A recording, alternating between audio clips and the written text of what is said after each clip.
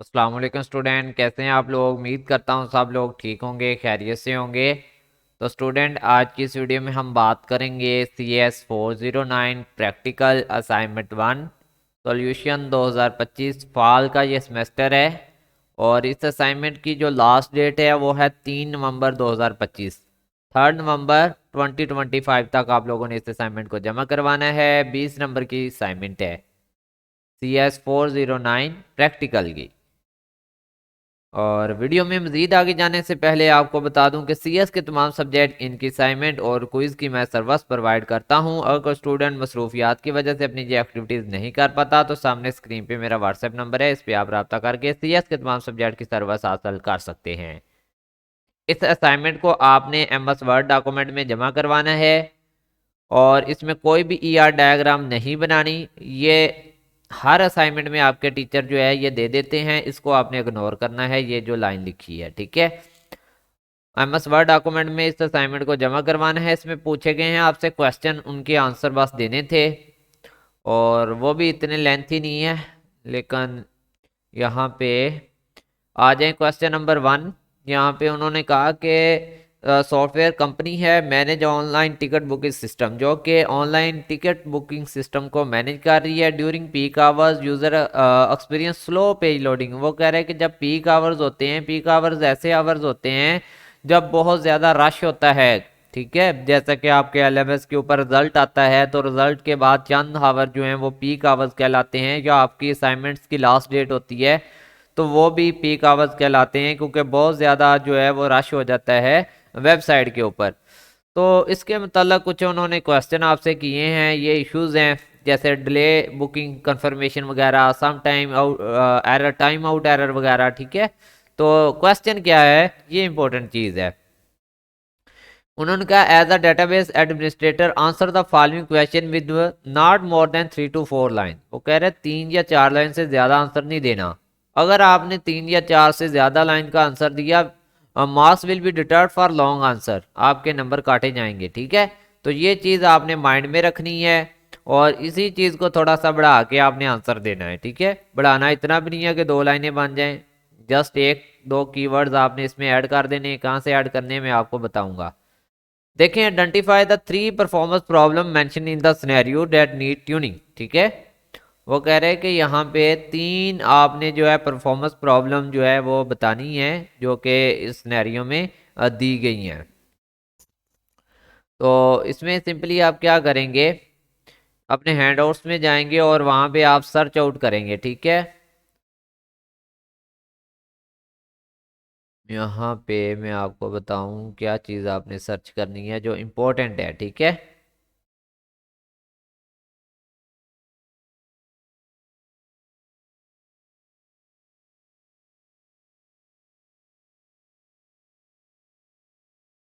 जी, तो इसमें आप ना डेटाबेस एंड ट्यूनिंग गोल्स, आप ये जस्ट इतना सर्च करेंगे, ट्यूनिंग एंड गोल्स। आ जाएं, आपके हैंडआउट्स में चलते हैं जी। ये आपके हैंडआउट्स हैं, Ctrl+A Ctrl+V, और ये आपके ट्यूनिंग एंड गोल्स का टॉपिक है। लेक्चर नंबर 7 में से क्वेश्चन नंबर 1 आपका जो है वो कवर किया गया है।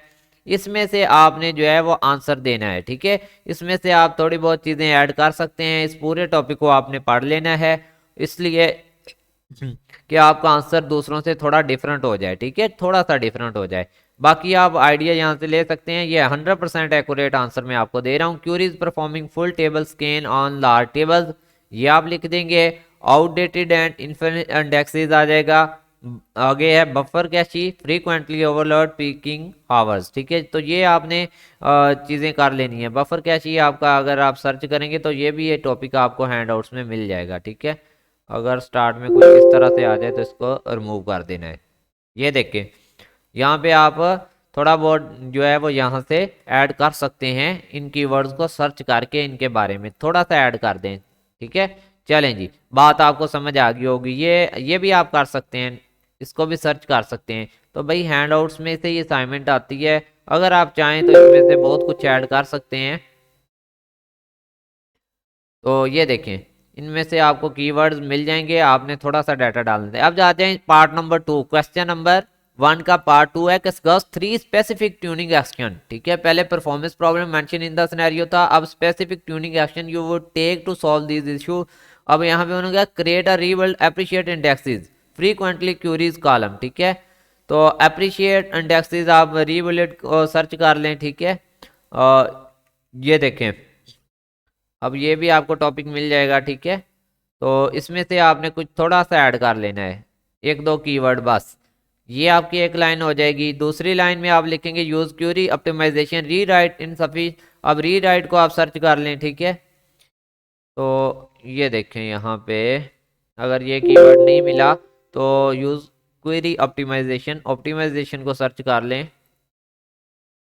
ये यहाँ पे आपको मिल जाएगा। ठीक है, ये देखें क्यूरी ऑप्टिमाइजेशन का टॉपिक है, इसमें से कुछ डाल लें और एक दो कीवर्ड लाजमी ऐड करना वरना फिर आपको प्रॉब्लम होगी। ठीक है, इंक्रीज बफर कैशी साइज, ये वो, तो इसमें आप बफर कैशी को सर्च कर सकते हैं। मैं आपको बार बार यही समझाने की कोशिश कर रहा हूँ कि आप जो हैं इस तरह से ढूंढ के थोड़ा बहुत चेंज कर सकते हैं। बफर कैशी का टॉपिक है तो इसमें से एक दो कीवर्ड बंदा ऐड कर लेता है अपने आंसर में। ठीक है, चलें जी, ये आपका क्वेश्चन नंबर 1 का पार्ट नंबर 3 है। इसमें कहा कि एक्सप्लेन हो ई tuning action align with the goal of the database tuning faster application lower response time improve throughput. ठीक है, तो इसमें रीबिल्डिंग इंडेक्सेस आएगा जो कि ऊपर हमने पढ़ा था। ठीक है, ऑप्टिमाइज क्यूरीज आ जाएगा, फिर इनलार्जिंग और ट्यूनिंग द बफर कैशी। ठीक है, तो इसमें से भी आप जो है बहुत सारे टॉपिक हैं, इनको सर्च कर सकते हैं, इनके बारे में यहाँ से अपने हैंड आउट से लिख सकते हैं। अगर एक ही वर्ड नहीं मिलता तो लाजम नहीं है कि उसी पे रहना है आपने। ठीक है, रिड्यूस इनपुट आउटपुट, तो इसको आप सर्च कर लें, ये देखें,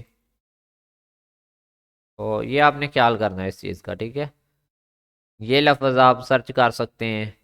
ये आपका हो गया आंसर, ये देखें। ठीक है, इसको आपने ऐड कर लेना है। लेसन नंबर 7 में ही है डेटाबेस ट्यूनिंग एंड गोल, क्योंकि आपका ये बेसिकली लेसन नंबर 7 में से ही पूरे ही आपका ये क्वेश्चन नंबर 1 के जो तीनों पार्ट्स हैं ना, ये बेसिकली हैं इसी में से, डेटाबेस ट्यूनिंग एंड गोल्स में से, यानी कि तीनों आंसर आपके लेक्चर नंबर 7 से बन रहे हैं। अगर आप उस पूरे को रीड आउट कर लेंगे तो आपको और आसानी हो जाएगी। ये आपका हो गया क्वेश्चन नंबर 1। अब आ जाए क्वेश्चन नंबर 2 के ऊपर। ठीक है, यहाँ पर उन्होंने कहा है कि 2 स्पेसिफिक डेटाबेस रिस्पॉन्सिबिलिटीज आपने बतानी है। तो डीबीए की रिस्पॉन्सिबिलिटीज के बारे में आपको पहले पता होना चाहिए, इनको आप हैंडआउट्स में सर्च करेंगे और अगर ये आ गया यहाँ पे डीबीए की रिस्पॉन्सिबिलिटी का एक पूरा लेक्चर नंबर 5 में से आपका क्वेश्चन नंबर 2 है, इस पूरे को आपने पढ़ना है। इसी में नीचे आप जाएंगे तो आपको डीबीए की रिस्पॉन्सिबिलिटीज भी मिल जाएंगी। ये हैं आपके डेटाबेस एडमिनिस्ट्रेटर की जिम्मेदारियाँ, तो इनमें से हमने ऐड करना था। ठीक है, ये सारी चीज़ें यहाँ पे enrolling user and monitoring system security. अब यहाँ पे देखें प्रॉब्लम क्या है। पहला है कि university database become very slow when the student try to register of course speaking hours. ठीक है, तो इसके लिए आपका monitoring and optimizing performance of the database आ जाएगा। यहाँ पे देखें मॉनिटरिंग वाला। ठीक है, ये वाला। ठीक है, monitoring and optimize the performance of the database, ये वाला आ जाएगा। इसकी वजह क्या है वो मैंने साथ में रीज़न लिख दिया है कि इसमें ये मसला आ रहा है कि DBA fail to monitor and tune the database of peak hours. ये इशू उससे हुआ है कि उसने इस पर फोकस नहीं किया, इस वजह से ये मसला आ रहा है। ठीक है, डेटाबेस एडमिनिस्ट्रेटर ने मॉनिटरिंग और ऑप्टिमाइजिंग ऑफ परफॉर्मेंस के ऊपर काम नहीं किया, जिसकी वजह से ये मसला आया। ये हमारा आंसर है। नेक्स्ट आपका दूसरा है इसी का कि enrolling user and maintaining system security, ये आपका आता है। यहाँ पे अगर आप जाएंगे तो इसमें पासवर्ड इश्यूज वगैरह आते हैं, सिक्योरिटी इश्यूज। ठीक है, some student also complain their password and visible plain text in the system log, तो ये भी आपको यहाँ पे मिल जाएगा। यहाँ पे मैं आपको ये देखें enrolling user and maintaining system security, तो ये चीज़ आपने जो है वो माइंड में रखनी है। ठीक है, इसी से आपने आंसर आउट करना है अपने। नेक्स्ट आ जाएं सिनेरियो 2 की तरफ। क्वेश्चन नंबर 2 का पार्ट नंबर 2 है, इसमें भी वही है कि आइडेंटिफाई 2 स्पेसिफिक रिस्पॉन्सिबिलिटीज। अब पहले वाले में कि an online shopping platform experience frequent database crash during flash sales. ठीक है, सेल्स के दौरान उनका डेटाबेस बार बार क्रैश कर रहा है। तो ये जो बेसिकली आपका किस में आता है, ये आता है planning for backup and recovering of the database information, ये वाला। ठीक है, किस पे काम करना पड़ेगा, फिर ये मसला नहीं बनेगा। प्लानिंग फॉर द बैकअप, अगर क्रैश हो रहा है तो बैकअप के लिए प्लानिंग होनी चाहिए, और डेटाबेस इंफॉर्मेशन को रिकवर करने के ऊपर काम करना चाहिए किसको, डेटाबेस एडमिनिस्ट्रेटर की जिम्मेदारी है ये आप बता देंगे। नेक्स्ट आपका दूसरा प्रॉब्लम यहाँ पे क्या आ रहा था कि additionally report sure that database backup have not been verified for the past 2 week. ठीक है, पिछले 2 हफ्तों से जो है वो बैकअप नहीं हुआ, वो हमने यहाँ पे बता दिया है। और क्या है यहाँ पे, customer report that their order history sometime disappear temporarily. Customer जो है वो रिपोर्ट कर रहे हैं कि उनकी ऑर्डर हिस्ट्री जो है वो डिसअपीयर हो रही है। तो इसके लिए क्या रहेगा, monitoring and optimizing the performance of the database, जो कि हमारे यहाँ भी यूज हुआ था, ये देखें यहाँ पे। ठीक है, तो ऑन ये थी आप लोगों की असाइनमेंट प्रैक्टिकल की CS 409P की। मिलते हैं न्यू वीडियो में, तब तक के लिए अल्लाह हाफिज़, फ़ी अमानिल्लाह, अपना ख्याल रखिएगा।